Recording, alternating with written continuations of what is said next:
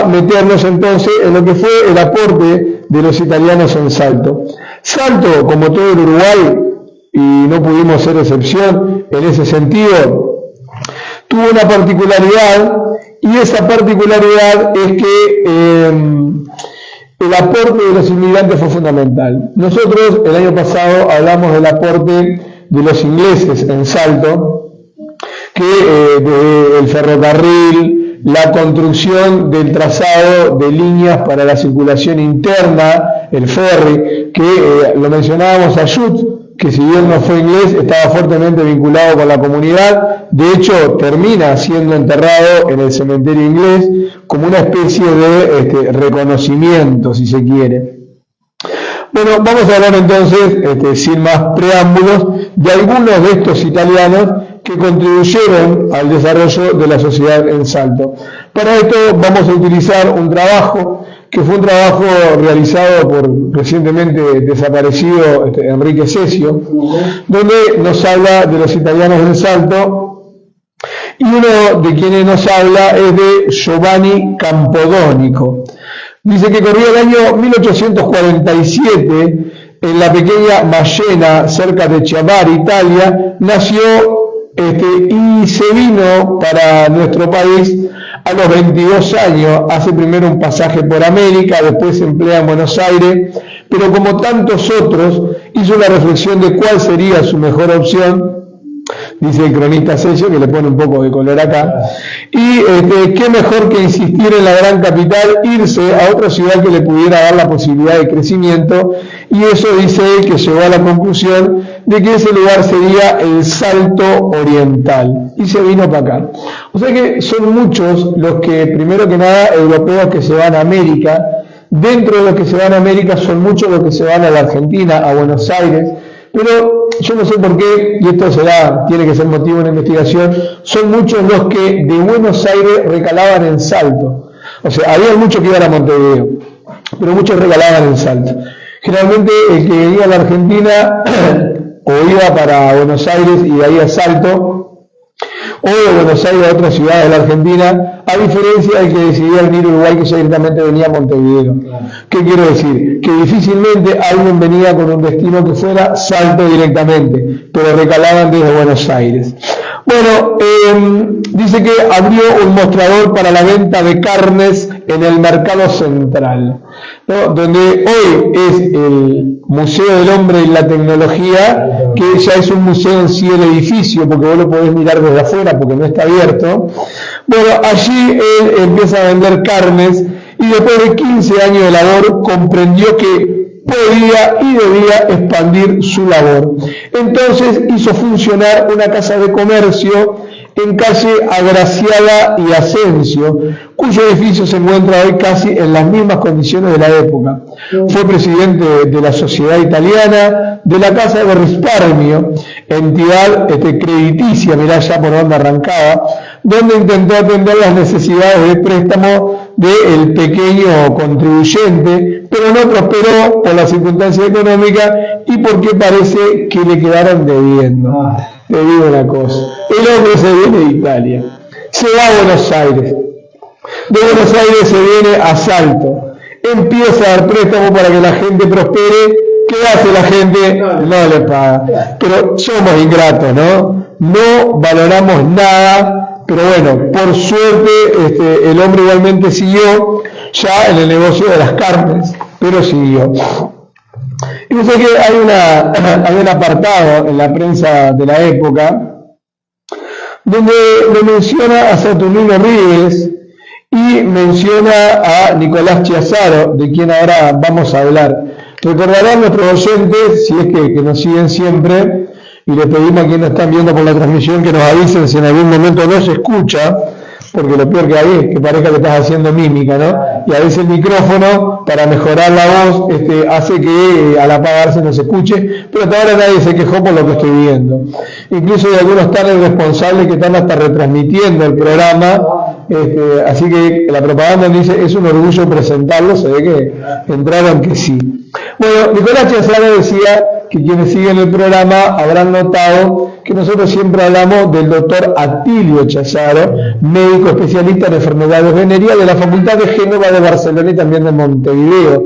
Era aquel que atendía a las 12 del mediodía a la gente que tenía problemas de tipo infecciones sexuales. Gente que había sido promiscua, que no se había cuidado, entonces aparecía a las 12 del mediodía, que era un buen horario si te pones a pensar, porque está todo el mundo comiendo, llegando de trabajo, nadie va a andar bichando si a la casa de Chiazzaro va alguien que se infestó.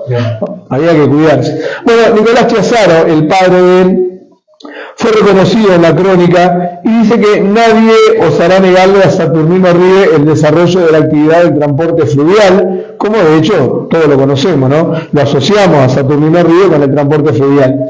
Pero sería injusto no indicar que entre los italianos hubo algunos pioneros. Uno de ellos fue Nicolás Chiazzaro, que a su vez fue patrón de lancha y transporte, y antes de instalarse con sus exitosos comercios posteriores, lo llamaron también el rey del río. O sea que el aporte de los inmigrantes en visualizar el tema del tráfico y del transporte fluvial, ¿no? Hoy están los San Cristóbal con sus paseos en lancha. No sé si lo pudieron bajar a Previal en la lancha, sigue con el acordeón. Sigue tocando la cosa. Yo dije, hay que avisar a Previal que ya está. Bueno, y todavía que no se le dé por hacer una bajada en lancha por calle Uruguay, porque a Previal se le ocurren esas cosas raras. ¿Sabes qué me dijeron otros días? Que están previendo, porque Previal además es organizador de show y eventos, que para las vacaciones de julio se haga una instancia de el umbral del oculto acá, en la fonoplatea de la ex Radio Cultural, donde la Bruja Vero y el profe José estarán hablando de esas cosas que generan miedo. Debe haber conseguido ya un sonidito de operador conmigo, no habló todavía. No, va a hablar, me parece. Él sabe que no soy barato. No puede ser tan ingrato. Bueno, así que le dejamos a la gente esa anticipación. Nicolás Chiazzaro, que venía de Génova, nació en 1829, se estableció acá en Salto en 1852 y fue asociado con el comercio de Giovanni Ancamo, al cual poco después pasó a ser el único propietario. Esto era otra cosa que ocurría también. Empezaban esas sociedades comerciales y vaya a saber por qué quedaba uno solo. Imagino que de ahí debe venir el dicho, las medias son para los pies. Exacto. Pero no vamos a suponer que Nicolás Chiazzaro lo jodió a Giovanni Ancamo, porque este no es un programa berreta de denuncia, es un programa berreta, claro, pero no de denuncia. Vamos, ¿qué se piensa? Bueno, su comercio de ramos generales progresó como para sostener a su familia. Mirá si habrá progresado que el Atilio le salió doctor. Claro. Estaba instalado en la esquina, ¿sabe de dónde? De Uruguay y la actual Chiazzaro.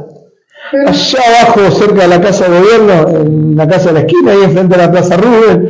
Bueno, ahí estaba. ¿Qué iba a saber él que con el tiempo se iba a llamar Chiazzaro la calle? Claro. El nombre de él. Pero mirá las coincidencias del destino. Pero mirá lo que dice después. Dice que en realidad la calle lleva el nombre por uno de sus hijos, el médico Atilio Chiazzaro, que hoy mencionaba.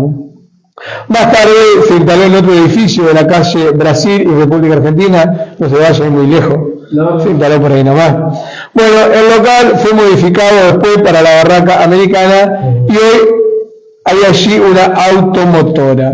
No le vamos a hacer propaganda a la automotora porque, bueno, no auspicia en este programa. No, como dicen ahora, no pauta. No pauta. Y no es que nosotros seamos unos resentidos, pero si no pauta, no pauta. ¿Qué vamos a hacer?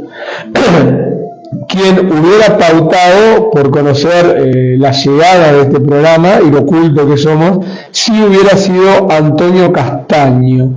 Dice que fue fundador de una saga familiar. Yo, utilizando conceptos actuales, y hice una saga familiar, me imagino que es una serie de Netflix acerca de la familia. Claro. Sí, el tema saga. Saga, pero parece que no, parece que fue porque tuvo una familia con muchos hijos. Capaz que menos que los que tuvo Candelaria Areta Damorín, que tuvo 7. Claro. Bueno, el Antonio venía de Turín, Italia obviamente, donde viajó, dice, y lo recordaban algunos de sus tíos que fueron mártires de la guerra del Resurgimiento italiano. Mira qué lindo, tu tío peleando por el Resurgimiento italiano y vos arrancás para Salto. Bueno, acá sabemos que las ganas de emprender pudieron mucho más que el espíritu de la patria. Bueno, así lo describía el diario El Mercurio. Decía que era una persona muy hábil para los negocios. No sé si era rapidito como el otro, pero era hábil para los negocios. Se estableció instalando, si alguno de nuestros oyentes más viejos está escuchando ya se habrá dado cuenta, una zapatería y sombrerería y tienda de valijas que vendía de toda calidad, hasta las fabricadas en cuero de Rusia. ¿Cómo será el cuero ruso? ¿Será de oso capaz? Capaz, sí. Porque vaca en Rusia debe haber capaz, pero sí, quién sabe, ¿no? Hubiera aclarado lo que era el cuero. Bueno, me parece que aparte de Rusia lo más conocido es vodka, el cuero de igual. ¿A quién le importa? ¿Por qué no vendía, además del sombrero? Vodka sí. No, vos fijate que le vendía sombrero, zapato, un buen vodka y salía a curtir la noche. Sí, claro. Le robó Castaño, me parece. Bueno, se instaló en la esquina céntrica de Uruguay y La Rañada. Prosperó por lo menos a través de 3 generaciones. Su hijo y nieto del mismo nombre prosiguieron la actividad, agregando otros rubros como la vestimenta masculina, y llegó a convertirse en un ramo de la ciudad. Lo de Castaño, decía la gente durante mucho tiempo, no solamente el lugar donde se podían encontrar las mejores prendas, sino una esquina símbolo de la ciudad. Después se expandió locativamente y el edificio, bueno, fue reformado varias veces. Esta es la historia de otro de los emprendedores, Castaño. Imagino que los oyentes estarán preguntando dónde pueden ir a adquirir estas cosas. Les avisamos que estamos hablando de finales del siglo XIX. De repente encuentran algo abierto, pero bueno, será cuestión de suerte. Llega ahora Francesco Cavallo, nacido cerca de Salerno, un poquito más acá, no llegando todavía un poquito, ¿no? Porque la precisión geográfica es una cosa que a nosotros nos distingue. No, en Salerno no, un poquito más acá. En 1868 vino tempranamente a estos sitios, aunque ya había empezado a trabajar a los 9 años. Otra que trabajo infantil, ¿no? Está claro que la regulación del trabajo infantil en estos tiempos no era objeto de preocupación legal y que incluso dentro del núcleo familiar era un asunto admitido como válido y necesario. Nosotros traemos los temas acá, no porque lo elegimos al azar, queda bien que digamos que no es por eso, sino porque cada tema presenta una cosa. Entonces, por ejemplo, hablamos del doctor Chazaro, pero nunca mencionamos a su padre. Bueno, su padre se caracterizó no por el tema de la medicina, sino por el tema del comercio, pero, según dicen los cronistas de la época, le competía de par en par a Saturnino Ríos. O sea que este es un dato que aporta este programa. A su vez también, en el caso de Fernando Cavallo, Fernando Cavallo es de allá del Cerro, es el hijo de Felipe Raúl, uno que mira las estrellas, ¿no? Que se ganó la vida como profesor de astronomía, haciéndole creer a la gente que la Tierra no era plana. ¿Te das cuenta cómo estamos? Bueno, pero este Cavallo trabajaba de los 9 años, y el dato que nos aporta acá es que era común que trabajaran jóvenes. Incluso un estudio que hacen los sociólogos y economistas explican que una de que las razones de las familias tuvieran muchos hijos se explicaba por la conveniencia de disponer de mano de obra directa y sin pago, ¿no? Más de uno de nuestros adultos mayores, a los que habría que escuchar, nos dicen muchas veces: yo trabajé de chiquito, me hice lo que me hice forjándomelo con el trabajo, a mí nadie me dio nada. Y muchas veces se están refiriendo a estas experiencias, ¿no? De trabajo infantil, incluso en el propio núcleo familiar. Dice que anduvo como tantos probando suerte por la Argentina, o otro más que estuvo en Buenos Aires, hasta estabilizarse en Salto y abrir un comercio de zapatería, al cual luego añadiera el de talabartero, sumamente apreciado en tiempos de labores agrarias crecientes.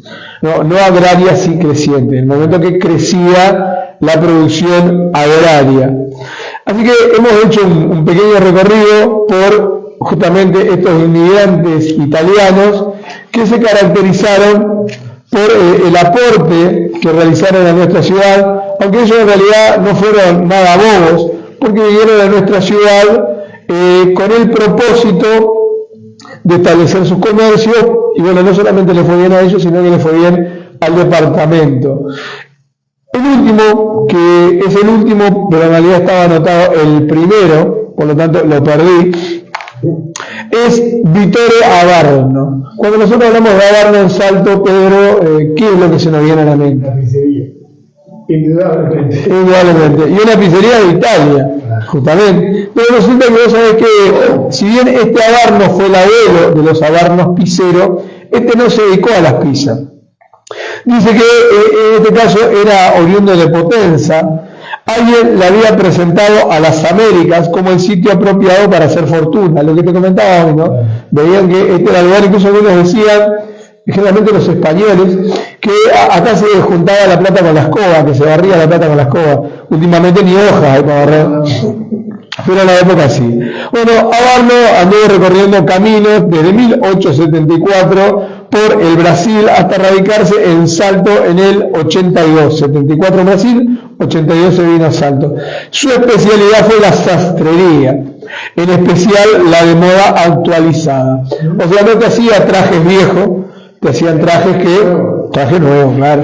Vos fíjate que el salteño que disponía de plata, porque esto no era cualquier Peralta ni Buslón que iba, podía pasar por lo castaño a comprarse zapatos, sombreros, valijas, pero le faltaba el traje. Iba a quedar horrible bajando por calle Uruguay de bota, sombrero en paños menores, ¿no? Entonces iba a Abarno y ahí se especializaba Abarno en la sastrería. Este es un aspecto del mostrador, dice Cesio, que tenía una importancia especial para los hombres de aquellos tiempos, donde la ropa era confeccionada según números y talles estándar. O sea, vos ibas y te comprabas algo que te podía quedar bien o no te podía quedar bien, y el vendedor generalmente te decía, es lo que hay. Entonces te aparecías con un XXL y eras un S, o al revés, era un XXL y te volvías con un S. En un caso más ridículo que otro, ¿no? Bueno, la familia Abarno está fuertemente enraizada en nuestra sociedad y dice que con el tiempo se dedicarán a la gastronomía, y así fue justamente. Así que en el programa de hoy hemos tenido la presencia de mujeres importantes, hemos tenido propaganda del otro lado del charco, pero porque saben que acá vendemos muy bien. Y llega el momento de irnos, y seguramente nos vamos a ir con uno de nuestros auspiciantes que nos despide, pero le vamos a contar a la gente por dónde nos vamos, porque la gente genera toda una curiosidad, ¿no? De dónde viene el profe y hacia dónde va. No, ya no es de dónde venimos y a dónde vamos, ¿no? De dónde viene el profe y hacia dónde va. Bueno, yo no voy a hacer como el tango taconeando se fue, ni fumando espero, yo me voy a ir por calle Progreso. O sea, entre paréntesis, vamos a hablar del nomenclátor. ¿Y por qué antes cuando hablábamos de nomenclátor acá decía, nos encontramos en? Porque era el pretexto para hablar y metíamos dos calles. Pero si metemos dos calles, agotamos el programa en poco tiempo. Entonces les voy a decir solamente por dónde me voy caminando. Me voy caminando por Progreso, que nace en Saturnino Ríos, aquel que hoy nos enteramos que competía con Chiazaro. Se extiende hacia el este, o sea que si quisiera ir hasta tu casa, perfectamente puedo agarrar por acá, a tu casa familiar, me imagino, ¿no? Hasta la avenida Ferrer Artigas. No existen datos sobre el origen de la denominación, pero cabe entenderlo en el sentido natural del término. ¿Cuál es el sentido natural del término? La necesidad o la esperanza o la ambición de progresar. Por eso es calle Progreso.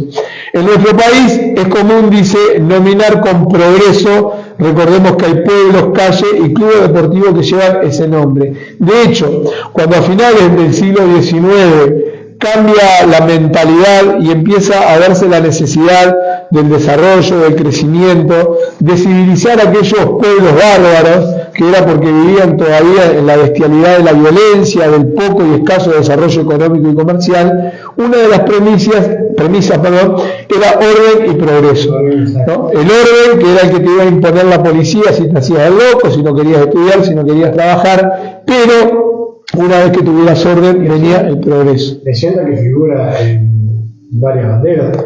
Exacto. En el caso de Brasil. La de Brasil, literalmente, orden y progreso, y está mencionado en varios escudos más, y bueno, incluso en documentos de época.